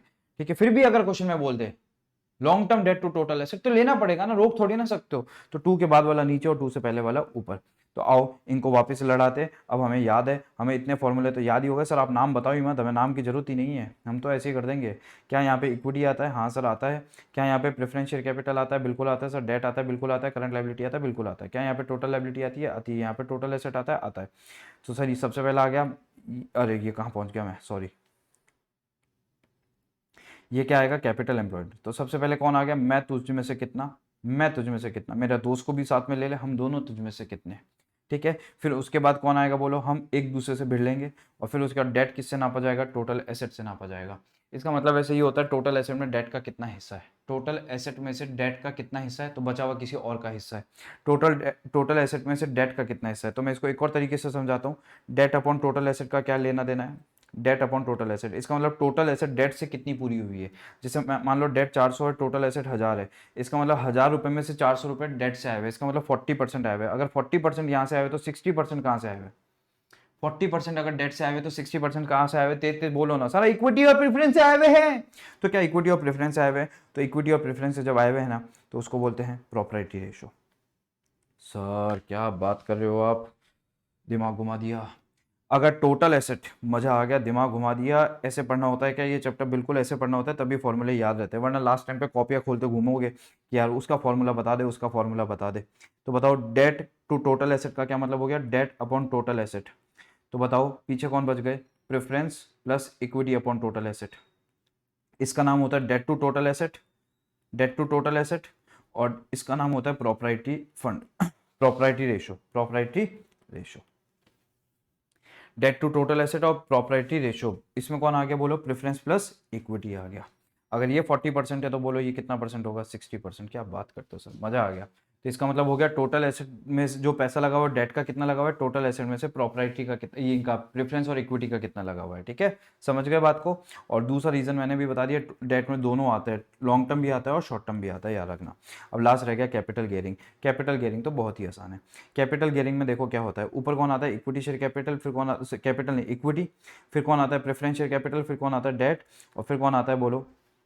फिर कौन आता है? जल्दी से बोलो, करंट लायबिलिटी। अभी अपन ने सारे आपस में रिलेशन देखे ना, अब एक रिलेशन और है, ये दोनों का रेशो इसके साथ। पहले था डेट का रेशो इसके साथ, अब इन दोनों का रेशो इसके साथ। और जब इन दोनों का रेशो इसके साथ देखा जाता है उसको बोलते हैं कैपिटल गेयरिंग। उसमें बोलते हैं ऊपर हमारे पास आएंगे फिक्स चार्जेस वाले खर्चे, और नीचे आएंगे हमारे पास टेम्परेरी चार्जेस वाले खर्चे। तो फिक्स चार्जेस वाले, टेम्परेरी नहीं मतलब फिक्स नहीं है वो, वेरिएबल चार्जेस वाले खर्चे। वेरिएबल चार्जेस वाले, फिक्स चार्जेस वाले कौन है? Preference share capital plus debt है। और नीचे वेरिएबल चार्जेस वाला कौन है? इक्विटी है। फिक्स चार्जेस का मतलब इनको देना ही पड़ेगा एक फिक्स रेट से, और इसको कोई भी रेट चेंज हो सकती है, इसलिए वेरिएबल चार्जेस वाले नीचे आएंगे इक्विटी। तो ऊपर आ गया प्रेफरेंस शेयर कैपिटल, डेट, और नीचे कौन आ गया? इक्विटी। और दूसरा इसका नाम गियरिंग, पता है क्यों है गियरिंग? क्योंकि जब भी बिजनेस में डेट उठाते हैं ना, वो इक्विटी में गियर लगा देता है और इक्विटी का रिटर्न बहुत तेजी से बढ़ता है। ये तुमने कैपिटल स्ट्रक्चर वाले कैपिटल स्ट्रक्चर वाले चैप्टर में पढ़ा होगा, इसलिए इसने बोला इनसे पैसा ले लो, इससे इक्विटी का रिटर्न बढ़ा दो, इसलिए कैपिटल गियरिंग रेशो हो गया। तो ये सारे रेशो हो गए। मेरे को एक एक सेकंड में लिख के दिखा दो, मैं तुम्हें ब्रैकेट में लिख के दिखाता हूँ, देखो तुम्हें भी याद होंगे।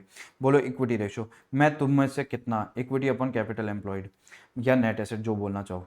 डेट, मैं तुम में से कितना, तो टोटल डेट भी हो सकता है, लॉन्ग टर्म डेट भी हो सकता है। मैं तुम में से कितना, कैपिटल एम्प्लॉयड और net asset. Debt equity, debt upon equity, इसमें हमेशा लॉन्ग टर्म ही रहता है, और उसमें ऑप्शन भी दिया हुआ है कि आप इसमें टोटल डेट भी ले सकते हो। Debt upon total asset, debt upon total asset हो गया। अगर डेट अपॉन टोटल एसेट हो गया तो यहाँ पे कौन होगा बोलो? Equity plus preference upon total asset होगा। अच्छा, अगर ये हो गया तो अब मुझे बताओ कैपिटल गियरिंग में क्या होगा? Preference plus equity, preference plus debt upon कौन आएगा? इक्विटी। क्या बात करते हो सर, याद हो गए? याद तो होंगे ना, मैंने पढ़ाया ना भाई लोगों। तो ये कौन से स्ट्रक्चर रेशो हो गए? कैपिटल स्ट्रक्चर रेशोज हो गए। तो चल भाई, तेरा भी काम खत्म, दुआ में याद रखना।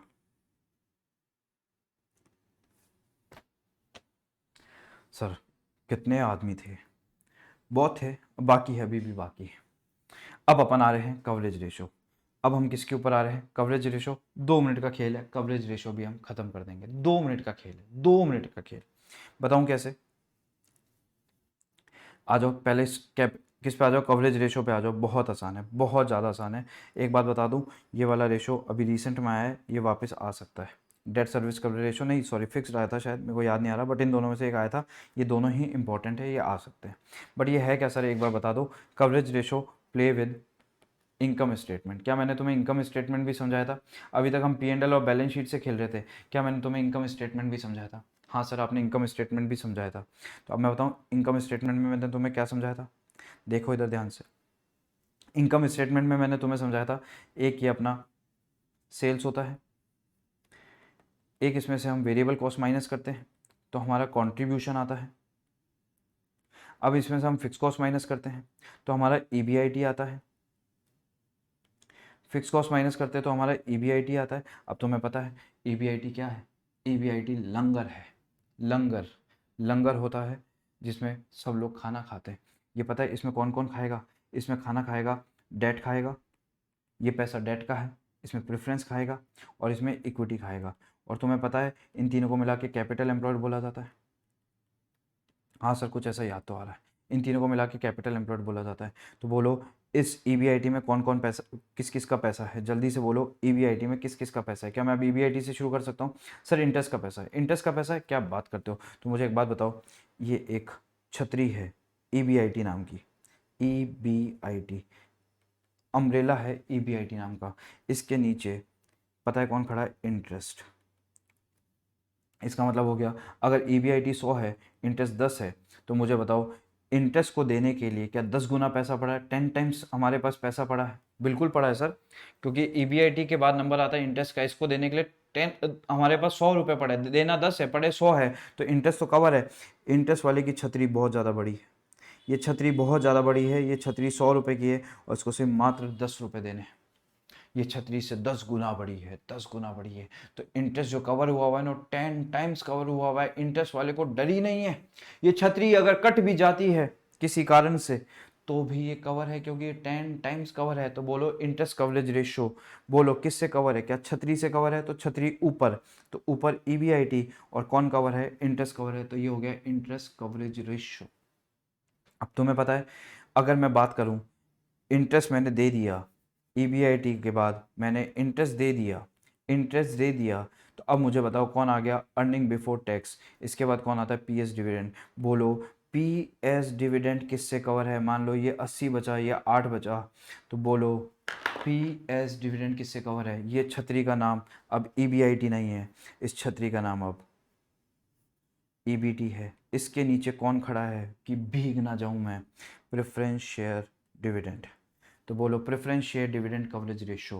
क्या इसको कवर करने के लिए भी 10 गुना पैसा है? फॉर्मूला क्या बनेगा? जिससे कवर है वो ऊपर और जिसको कवर करना है वो नीचे, और ये तुम्हें दिख भी रहा है छतरी के नीचे।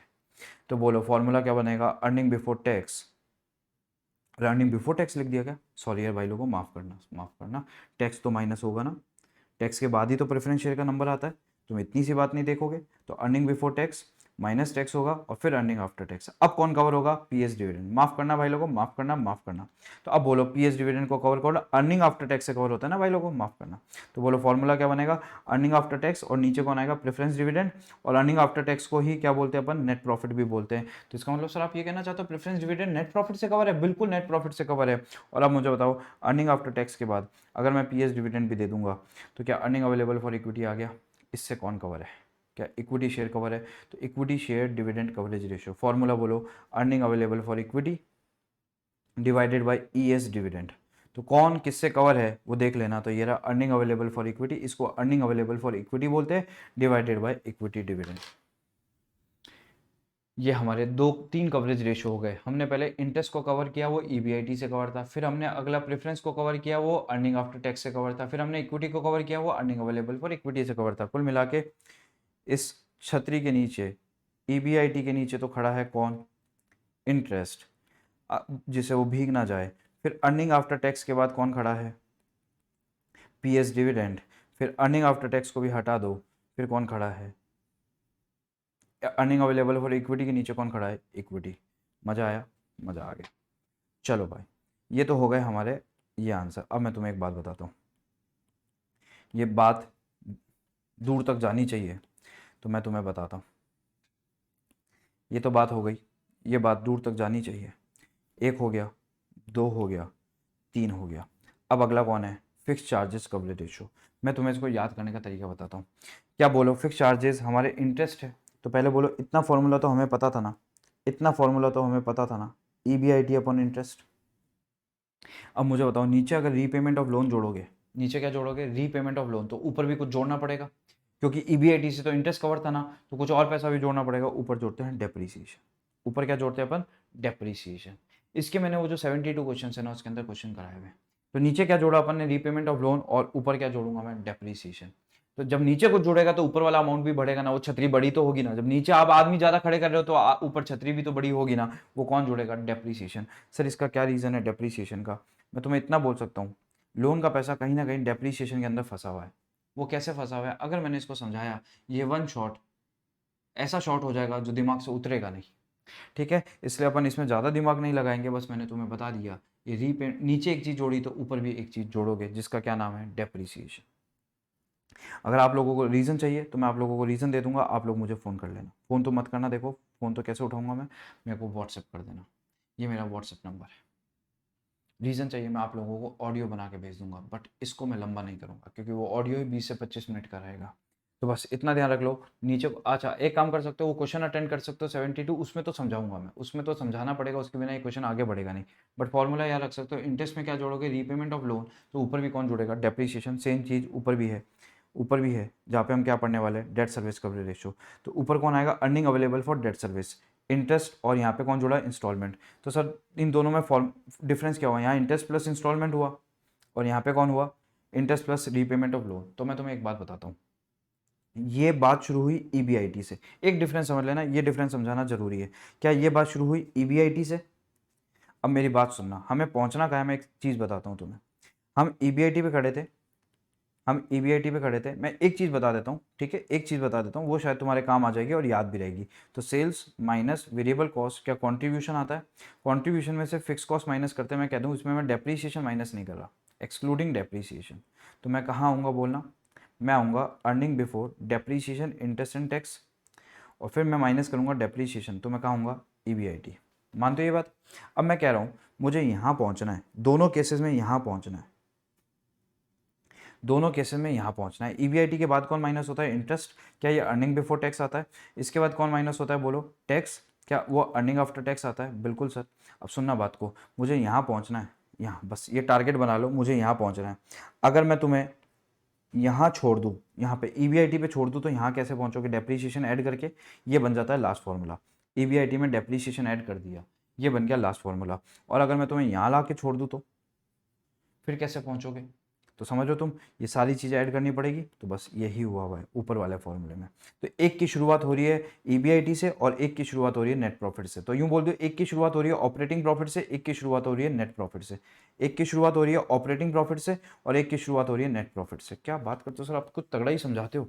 हमें ऐसा लग रहा है इसके पीछे भी कोई रीज़न होगा, क्यों ऑपरेटिंग प्रॉफिट से शुरुआत की, क्यों नेट प्रॉफिट से। बिल्कुल है रीज़न। तो आ जाओ इधर, देखो देखो इसमें किससे शुरुआत करी, earning available for debt service, ये निकालना है। और ये निकालते कैसे, देखो नेट प्रॉफिट, इसकी शुरुआत कहाँ से हुई, नेट प्रॉफिट से, समझ लो।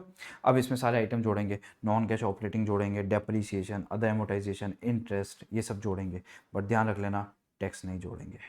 तो हमें ऊपर जाना है, हम सब जोड़ेंगे, यहाँ से ऊपर जाएंगे और सब जोड़ते हुए जाएंगे, यहाँ पहुँचना है। टैक्स को मत छेड़ना क्योंकि अर्निंग आफ्टर टैक्स ही लेना होता है।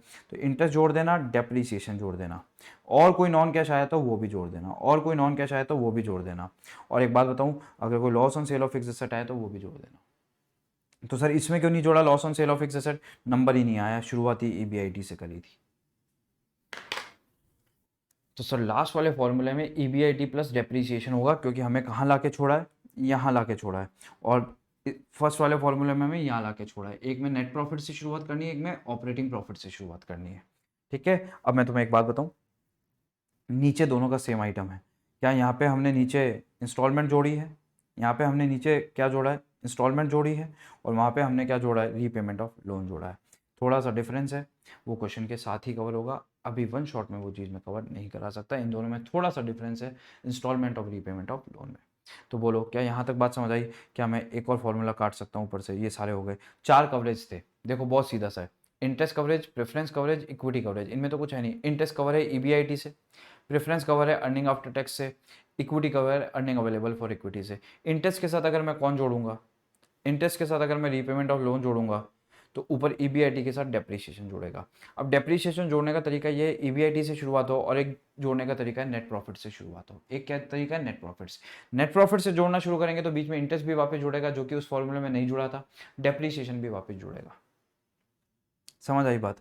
तो ये कवरेज रेशो भी अपने खत्म हो गए, इनको भी अपन बाय बाय कर देते हैं। चलो भाई बाय बाय, दुआ में याद रखना। ये गए यहाँ से, चल भाई। और ये भी पूरे खत्म हो गए लॉन्ग टर्म सॉल्वेंसी, और एक्टिविटी रेशोज भी अपने कंप्लीट हो चुके। अब हमारे पास सिर्फ और सिर्फ कितने बचे हैं, 2 लिक्विडिटी रेशोज जो कि शॉर्ट टर्म है, और ये लेवरेज होते हैं, लॉन्ग टर्म लेवरेज होते हैं और शॉर्ट टर्म लिक्विडिटी होते हैं, याद रखना। और बचे हैं प्रॉफिटेबिलिटी के 2। बहुत ही आसान, 15 मिनट और लगेंगे, खेल खत्म। तो आ जाओ, अपन क्या करने जा रहे हैं अब अपन करने जा रहे हैं लिक्विडिटी रेशियोज। अब अपन करने जा रहे हैं लिक्विडिटी रेशियोज। बहुत आसान, मेरे दिल के बहुत करीब, क्योंकि 2 सेकंड में याद हो जाते हैं। पता है क्या है, सबसे पहले मैं आया, मैंने बोला एक करंट लायबिलिटी वाले मुझे पैसा दे दे, मेरे को पैसे की जरूरत है।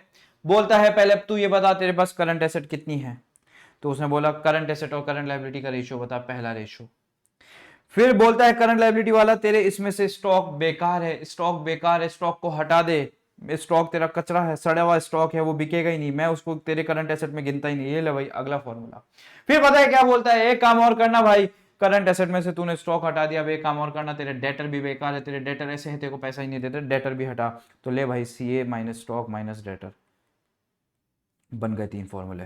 तो करंट लायबिलिटी वाले क्या चेक करेंगे, करंट एसेट चेक करेंगे। करंट लायबिलिटी वाले क्या चेक कर सकते हैं, स्टॉक हटा के चेक कर सकते हैं। करंट लायबिलिटी वाले क्या चेक कर सकते हैं, डेटर को भी हटा के चेक कर सकते हैं। तो पहला आएगा current asset upon current liability, दूसरा आएगा current asset minus stock upon current liability, तीसरा आएगा current asset minus stock minus debtor upon current liability. ले बेटे मजे हो गए, मौज हो गई, ठोको ताली। तो ये आ गए 3 फॉर्मूले। पहला current asset upon current liability, दूसरे में क्या करेंगे क्विक एसेट। क्विक एसेट में पता है क्या होता है, करंट एसेट में से किसको और माइनस कर देते हैं, स्टॉक को। बाय चांस प्रीपेड आ जाए तो वो भी माइनस कर देना, बट वो होता नहीं है आजकल। तो ये क्विक एसेट क्विक रेशो हो गया, बस इसका नाम याद रख लेना, एसेट टेस्ट रेशो, इसमें बाद में जाके भूल जाते हैं भाई लोगों। तो क्विक रेशो और एसेट टेस्ट रेशो। चल भाई एक और जने को फ्री करते हैं, एक और किसको फ्री कर दिया, डेटर को फ्री कर दिया। तो डेटर को फ्री कर दिया तो पीछे बचा ही कौन, कैश। तो फॉर्मूला क्या बन गया, कैश अपॉन करंट लायबिलिटी। और एक मार्केटेबल सिक्योरिटी होती है, ये भी कैश की तरह ट्रीट होता है, तो कैश अपन करंट लायबिलिटी। तो 3 लोग होते हैं, स्टॉक होता है, डेटर होता है, कैश होता है करंट एसेट में। ये 3 लोग होते हैं। अब जब 3 लोग होते हैं, सबसे पहले तीनों को ले लो, current asset upon current liability, इसको फ्री कर दो तो current asset minus stock upon current liability. फिर इसको और फ्री कर दो तो क्या ऊपर कैश ही बच गया, तो कैश अपॉन करंट लायबिलिटी। और चाहो तो क्या लिख सकते हो, current asset minus stock minus debtor upon current liability. ले भाई 3 फॉर्मूले हो गए। अगला आता है सर बेसिक डिफेंस इंटरवल, बहुत ही प्यारा फॉर्मूला बेसिक डिफेंस इंटरवल। और इसका नाम है, एक और क्या होता है, इंटरवल मेजर, नाम याद रख लेना, इंटरवल मेजर इस नाम से आ सकता है for MCQ. This time it is most most most most most important, ध्यान रख लेना, ये एमसीक्यू मैं तुम्हें दिखाऊंगा। क्या बात करते हो सर, अगर ये एमसीक्यू आ गया तो मजा आ जाएगा। एक बात बता दूं मैं तुम्हें, बेसिक डिफेंस इंटरवल क्या होता है। बेसिक डिफेंस इंटरवल ये होता है कि अगर आज के दिन आपका बिजनेस बंद हो जाए तो आपके पास कितने पैसे हैं कि आप अपना काम चला सकोगे। आज के दिन आपकी कमाई बंद हो जाए, कमाई बंद हो जाए तो आप कितने दिन अपना बिजनेस चला सकते हो, ये बताओ। तो मेरे को एक बात बताओ, क्या मैं लिखूंगा ऊपर जो मेरे रोजाना के खर्चे हो रहे हैं, मैं क्या लिखूंगा मेरे को बताओ। सबसे पहले देखो ध्यान से मैं क्या बता रहा हूँ, मेरे पास कितने रुपए हैं, बेसिक डिफेंस इंटरवल, मेरे पास कैश एट बैंक है, नेट रिसीवेबल है, मार्केटेबल सिक्योरिटी है। मैं कह रहा हूँ स्टॉक इसमें लेते ही नहीं है। सर स्टॉक क्यों नहीं लेते, क्योंकि मैं कह रहा हूँ काम ही रुक चुका है, स्टॉक बिकेगा ही नहीं। तो ऊपर कौन कौन आ गया, कैश आ गया और डेटर्स आ गए। तो कैश प्लस डेटर, मेरे पास आज के दिन ये रुपए हैं, कैश प्लस डेटर ये रुपए हैं मेरे पास। तो मान लो 10,000 रुपये है और मेरे रोजाना का 1,000 का खर्चा है। तो बताओ मैं क्या 10 दिन अपना बिजनेस चला लूंगा, यही बेसिक डिफेंस है। मैं कितने टाइम डिफेंस कर पाऊंगा, डिफेंस मतलब मेरे पास 10,000 रुपये, 10,000 से मैं अपनी कितनी ज़िंदगी चला लूंगा। अब मेरे रोजाना के 1,000 रुपये खर्चा है, तो मैं क्या 10 दिन की ज़िंदगी चला पाऊंगा, बिल्कुल सर ऐसा ही है। तो ऊपर आएगा कितने रुपए है, नीचे कितने रुपए खर्च होते हैं। तो मेरे पास 10,000 रुपये और 1,000 रुपये मेरे रोजाना खर्च होते हैं। तो रोजाना कैसे निकालोगे, operating expenses divided by number of days. और ऑपरेटिंग एक्सपेंसेस ध्यान रख लेना, यहाँ पे कॉस्ट ऑफ गुड सोल्ड आएगा। डेप्रीशिएशन हटाएंगे क्योंकि ये कोई पैसा नहीं है, ये पैसा जाता नहीं है। मेरे को क्या देखना है, रोजाना कितना पैसा जा रहा है, ये बात ध्यान रख लेना। यहाँ पे वर्ड ऑपरेटिंग एक्सपेंसेस है but cost of good sold आता है, तो यहाँ पे डेली ऑपरेटिंग कॉस्ट वर्ड आना चाहिए था, बट ऑपरेटिंग एक्सपेंस लिखा है तो मैं कुछ नहीं कर सकता। पर ध्यान रख लेना कॉस्ट ऑफ गुड सोल्ड आएगा, यहाँ पे गलती हो सकती है। This is an important point, important point. तो बोलो रोजा मेरे पास कितना पैसा है, मेरे पास 10,000 है। 10,000 कैसे निकाला, कैश प्लस डेटर्स। स्टॉक को मैं नहीं मानता क्योंकि काम बिजनेस ही नहीं चल रहा, तो बिकेगा कैसे। तो cash plus debtor divided by रोजाना का खर्चा, डेली ऑपरेटिंग एक्सपेंसेस। बस डेली ऑपरेटिंग कैसे निकालोगे, टोटल डिवाइडेड बाय 360। याद रख लेना इसमें कॉस्ट ऑफ गुड सोल्ड आएगा। लाइन भी पढ़ सकते हो, basic defence interval would help determine the number of days for which the company can cover its cash expenses without the aid of additional financing. For some reason if company revenue were suddenly ceases, एकदम से पैसा आना बंद हो जाए। तो इसी के साथ ये रेशो भी हो गया। एक net working capital, working capital का फॉर्मूला है वाई सी ए माइनस सी एल। ये कोई फॉर्मूला होता है क्या, मैं नहीं मानता। तो इसको भी हटाओ यहाँ से। चल भाई दुआ में याद रखना। अब बच गए प्रॉफिटेबिलिटी के 2, बहुत आसान आसान, इससे ज़्यादा आसान मुझे ज़िंदगी में कुछ नहीं लगता, इसलिए मैंने इनको रखा क्योंकि ये बहुत ज़्यादा आसान है। बट इसमें एक कैच है, एक कैच है इसके अंदर, वो कैच बहुत खतरनाक है, वो कैच ड्रॉप हो सकता है। कैच मतलब यहाँ पे वो कैच नहीं था, यहाँ पे कोई एक दिक्कत है, वो दिक्कत समझानी पड़ेगी। बट तुम्हें समझ रहे हो, तुम बैलेंस शीट अगर तुम्हें आती है, P&L अगर तुम्हें आता है और इनकम स्टेटमेंट आता है, तुम्हें सारे फॉर्मूले आते हैं, तुम्हें कितना मजा आया होगा। मात्र 1 घंटे की क्लास हुई है, 10 मिनट की और आएगी, 1 घंटे 10 मिनट में आग लगा दी भाई लोगों, अपन लोगों ने, मजा आ गया, मजा आ गया। इसको तो तुम सुनते रहना, एकदम कानों में डाल के मजा आता जाएगा। सर आप आगे क्यों नहीं करा रहे? मैं 2 मिनट सांस ले रहा हूँ, मेरे को सांस नहीं आ रही मैं इतनी देर से लगातार बोल रहा हूँ। तो चलो भाई लोगों आ जाओ, अपन स्टार्ट करते हैं रिलेटेड टू मार्केट वैल्यूएशन और इन्वेस्टर। बहुत ही आसान, इसके अंदर आएगा पीई रेशो। बट उससे पहले मैं तुम्हें कुछ समझाना चाहूंगा। इस पीई रेशो पे जाएंगे उससे पहले मैं तुम लोगों को समझाना चाहूंगा। पीई रेशो तो बहुत ज्यादा आसान है, 2 मिनट लगेंगे, 2 मिनट लगेंगे, 2 मिनट लगेंगे, उससे ज्यादा लगेंगे नहीं। मेरा टारगेट 1 घंटा था, मेरा 10 मिनट ऊपर जा चुका है, मेरे को रोना आ रहा है। अब सुनो बात को ध्यान से। अब अपन जा रहे हैं पीई रेशो पे। पीई रेशो, ए पीई कहाँ है? पीई, ये रहा पीई। अब मैं तुम्हें एक बात बताऊं, ये जो डिविडेंड एंड अर्निंग यील्ड है ना, ये बहुत ज़्यादा इंपॉर्टेंट है। मैं तुम्हें एक बात बोलना चाहता हूँ, किसी को बताओगे तो नहीं।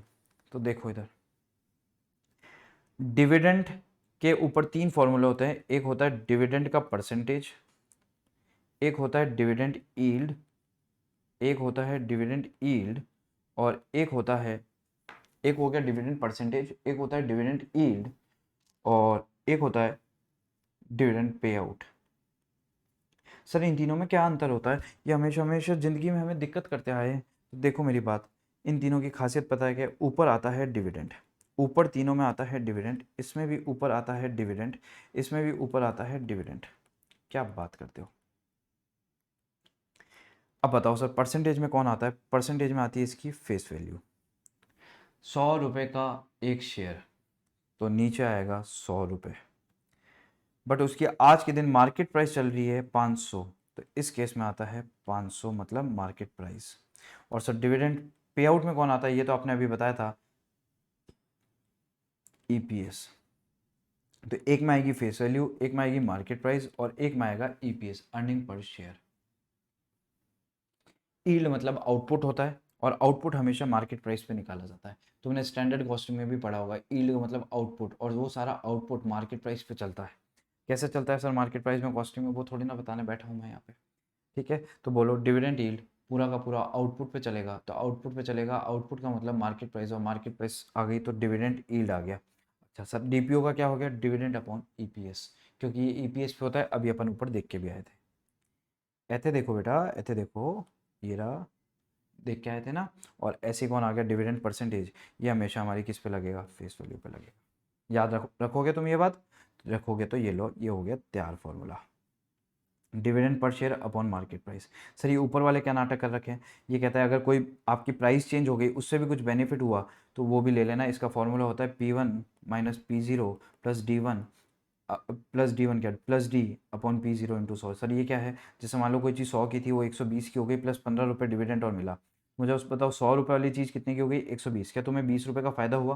तो ये तुमने कैसे निकाला? 120 माइनस 100, तो P1 माइनस P0, प्लस तुम्हें 15 रुपये डिविडेंड और मिला 35, डिवाइडेड बाय तुमने लगाए कितने थे? 100, तो डिवाइडेड बाय 100 इंटू 100। तो यही बोल रहा है dividend plus change in share price, ये हो गया P1 minus P0 upon initial price P0।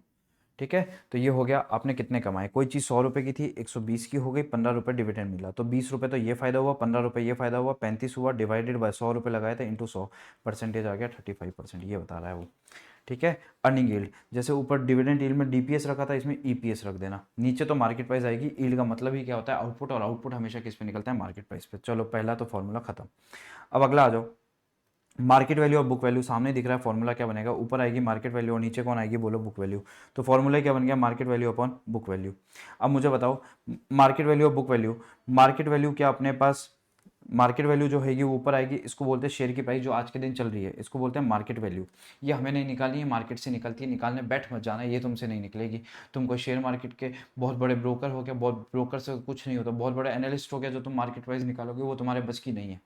तुम्हें तो सिर्फ क्या निकालनी है? Book value. बुक वैल्यू हमें निकालनी आती है सर, बुक वैल्यू हमें निकालनी आती है, बुक वैल्यू पर शेयर, ये हमें निकालनी आती है। तो सर इसमें आएगा इक्विटी प्लस प्रेफरेंस, दोनों को जोड़ के divided by number of shares, क्योंकि यहाँ पे क्या निकालनी है? नेटवर्थ लेके निकालना है। अब नेटवर्थ में, अच्छा नेटवर्थ, सॉरी यहाँ पे नेटवर्थ का जो मतलब है ना, यहाँ पे जो नेटवर्थ का मतलब है वो सिर्फ इक्विटी को लेके चलता है, प्रेफरेंस को नहीं लेके चलता, ठीक है।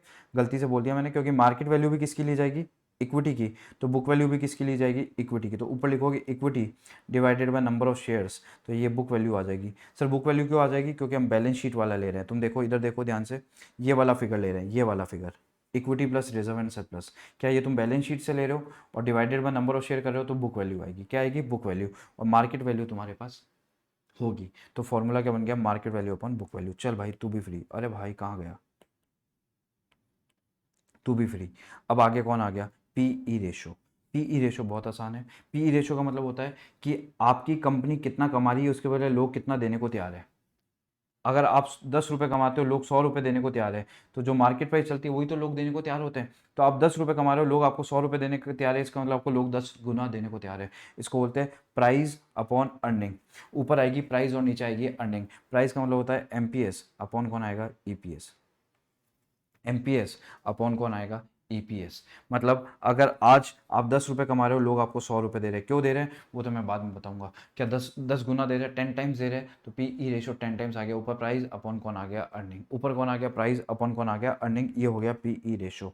और इसी के साथ कौन कंप्लीट होता है भाई लोगों, पीई रेशो। नाम से ये प्राइस अर्निंग रेशो, तो ऊपर आया प्राइस, नीचे कौन आया, अर्निंग। तो इसी के साथ कौन और कंप्लीट हो गया, एक और कंप्लीट हो गया, एक और कंप्लीट हो गया। भाई कहाँ गया, अरे कहाँ गया भाई।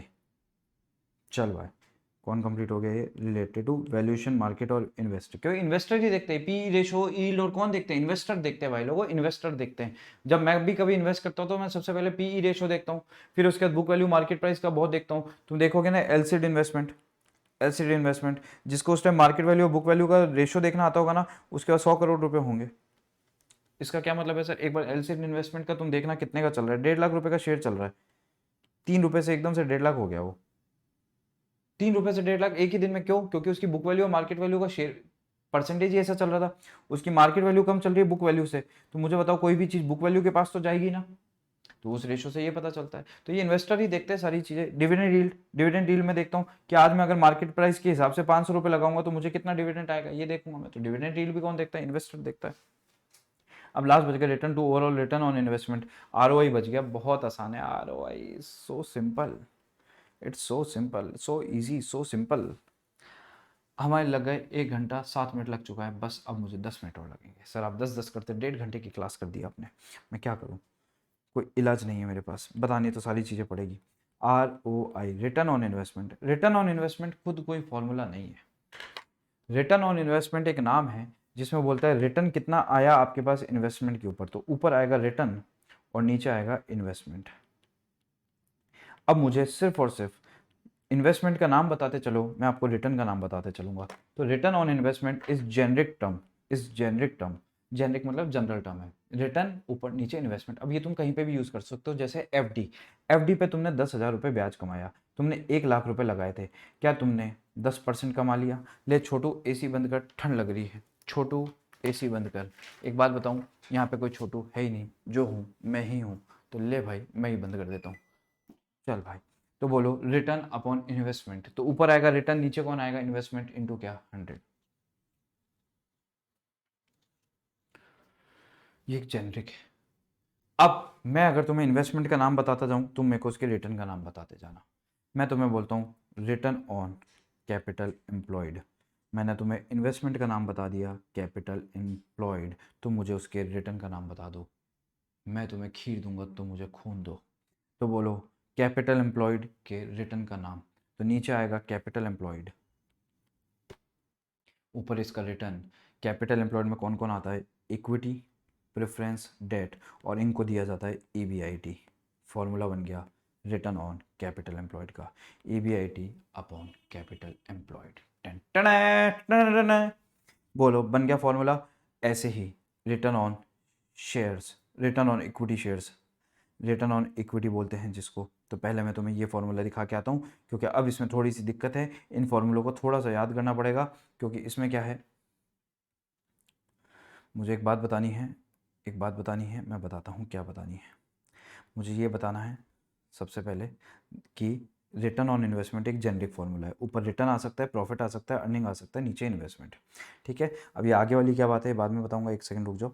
ठीक है, अब इसमें देखो, इसका पहला आता है return on asset, return on capital employed, return on equity. अगर मैं बात करूँ रिटर्न ऑन कैपिटल एम्प्लॉयड की, तो अब इसमें एक बात याद रखना, ये बिफोर टैक्स भी हो सकता है और आफ्टर टैक्स भी हो सकता है। तो देखो, रिटर्न ऑन कैपिटल एम्प्लॉयड, नीचे आएगा रिटर्न कैपिटल एम्प्लॉयड, तो ऊपर आ गया ईबीआईटी, ये हो गया प्री टैक्स। अगर इसको पोस्ट टैक्स बनाना है तो ब्रैकेट में 1 माइनस टी कर देना, ब्रैकेट में क्या कर देना, 1 माइनस टी। और एक तरीका और बताता है इसको निकालने का, ये चीज़ें याद रखोगे, ये बहुत इंपॉर्टेंट है। तो ईबीआईटी निकालने का एक और तरीका क्या बताता है, बताओ। ईबीआईटी के बाद कौन माइनस होता है, इंटरेस्ट। क्या ये अर्निंग बिफोर टैक्स आता है, माइनस कौन होता है, टैक्स। क्या ये अर्निंग आफ्टर टैक्स आता है। तो ये एक तरीका और बताता है, अर्निंग आफ्टर टैक्स में इंटरेस्ट जोड़ दो, क्योंकि ये पोस्ट टैक्स लेना चाहता है, टैक्स माइनस नहीं करना चाहता, टैक्स माइनस करना चाहता है, वापस ऐड नहीं करना चाहता। तो मैं यहाँ से यहाँ कैसे पहुँचूंगा, अर्निंग आफ्टर टैक्स प्लस क्या कर दूंगा मैं, इंटरेस्ट। और अर्निंग आफ्टर टैक्स को क्या नेट प्रॉफिट बोला जाता है, बिल्कुल। तो कुल मिला के मुझे ईबीआईटी पे पहुंचना है, मुझे किस पे पहुंचना है, ईबीआईटी पे। तो एक तो मैं ईबीआईटी पे छोड़ दूं, बात खत्म। तो ईबीआईटी अपॉन कैपिटल एम्प्लॉयड। दूसरा, ईबीआईटी में से मैं क्या माइनस कर दूं, इंटरेस्ट माइनस कर दूं। तो ले भाई 1 minus T upon capital employed. एक मैं तुझे नेट प्रॉफिट पे छोड़ दूं, इसके जस्ट ऊपर इंटरेस्ट, इसके जस्ट ऊपर टैक्स माइनस हुआ होगा, उसके जस्ट ऊपर अर्निंग बिफोर टैक्स आया होगा, इसके जस्ट ऊपर इंटरेस्ट माइनस हुआ होगा, ये ऊपर ईबीआईटी आया होगा। अब मुझे ईबीआईटी पे पहुंचना है, मैं कैसे पहुंचूं, मैं इसमें क्या जोड़ दूं, इसमें क्या जोड़ दूं, जल्दी से बोलो।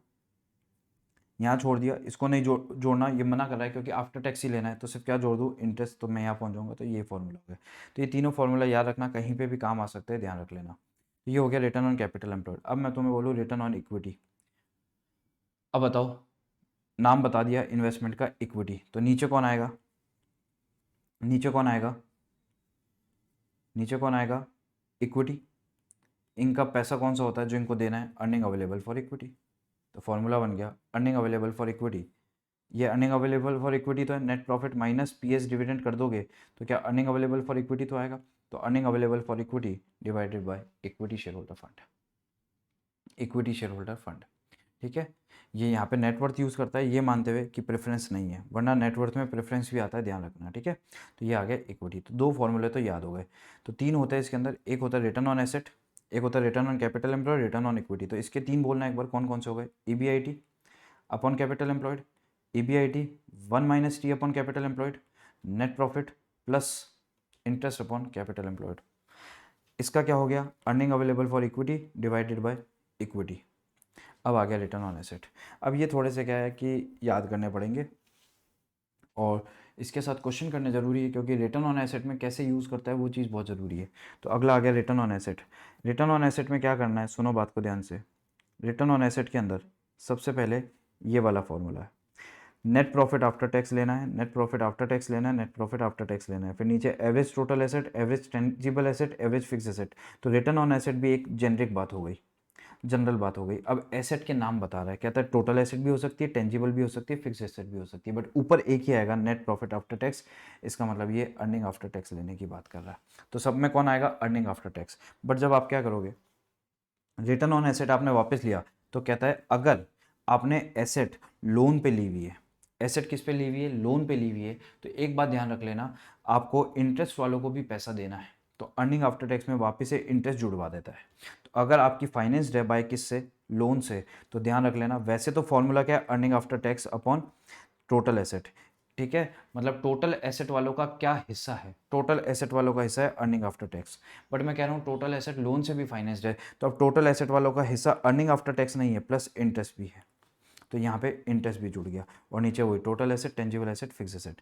बट अगर क्वेश्चन में रोटा सीधे दिया हुआ, रोटा रिटर्न ऑन टोटल एसेट, या रोना अगर ये सीधे दिया हुआ return on total asset, return on net asset, तो ये वाला फॉर्मूला यूज होगा, EBIT 1 minus T, EBIT 1 minus T.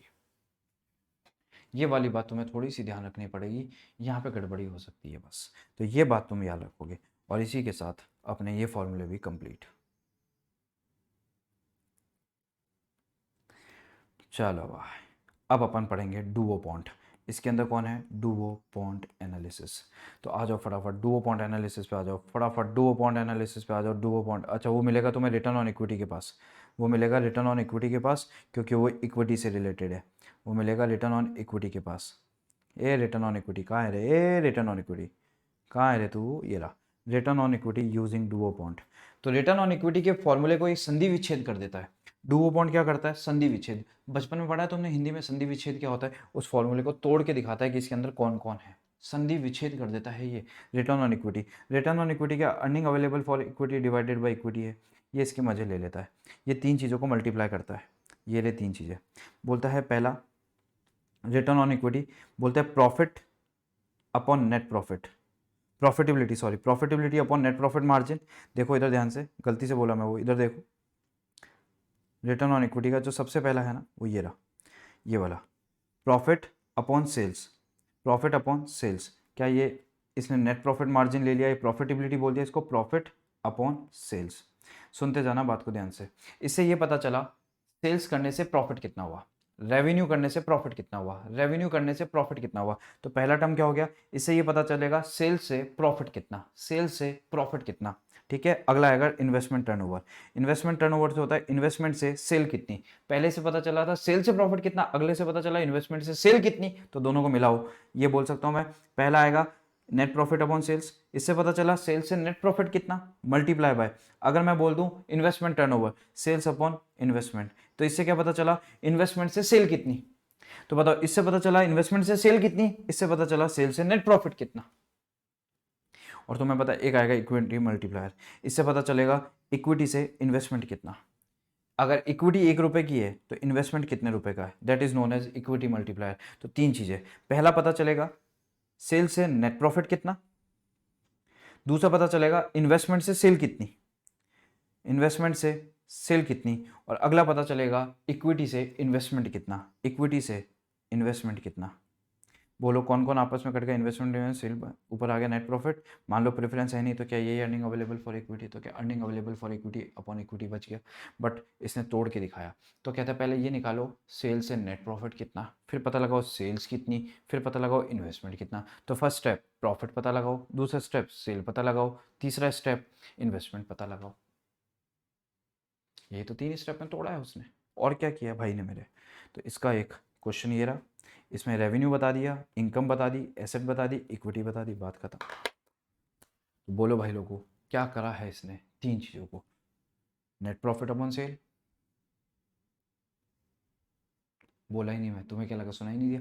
Net profit upon sales, अगला क्या हो गया? सेल्स अपॉन इन्वेस्टमेंट, ठीक है, अगला क्या हो गया? Investment upon equity. सब आपस में कट गए, कौन बच गया? Return on equity.